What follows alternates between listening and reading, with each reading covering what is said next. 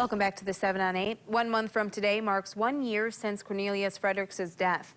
The teen was living at Lakeside Academy in Kalamazoo when several staff members wrongfully restrained him in the cafeteria, leaving him unconscious. He died at the hospital May 1st.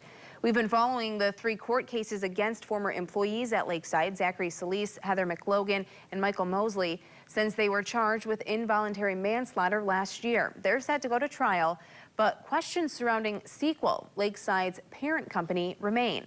And for the first time, Fredericks' case manager at the Kalamazoo facility is speaking publicly as part of an NBC News investigation. Unfortunately, if you had asked majority of our staff 6 months prior, we probably could have told you this was going to happen. Joining us now, NBC senior national correspondent Kate Snow. Thank you for making time, Kate. Oh, sure thing, Lindsay.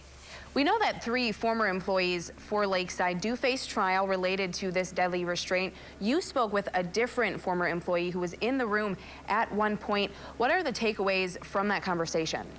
Yeah, she was in the cafeteria, and you see her in the surveillance video of that day of what happened to Cornelius Fredericks. Her name is Megan Fulkerson. She's never spoken publicly before. She was the head of case management at Lakeside Academy, so she actually was Cornelius Fredericks' case manager.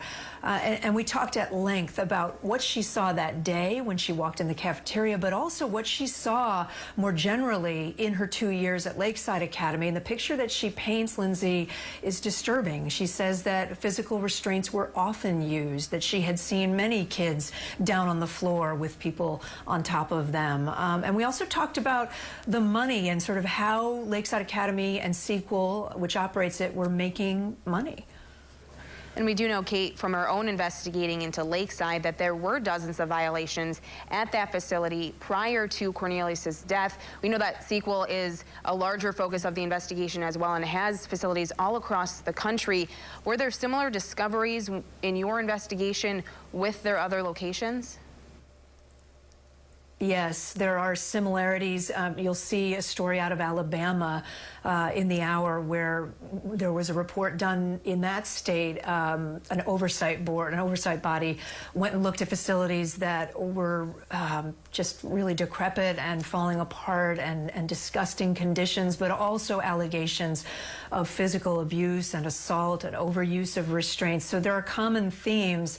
I think Lakeside stands out because in talking with the former employee Megan Fulkerson, she talked about the emphasis that was put on bringing kids in from California to Michigan, to Kalamazoo, because the California counties would pay more. And Megan Fulkerson claims that that was the motivation for bringing so many kids from California, because they would pay in some cases twice as much, in some cases twice as much as what would be paid for a Michigan child to be in that facility. All right, NBC senior national correspondent Kate Snow giving us insight tonight. Thank you, Kate. You can watch that hour-long primetime investigation from Kate on Sunday night at 10 o'clock only on MSNBC.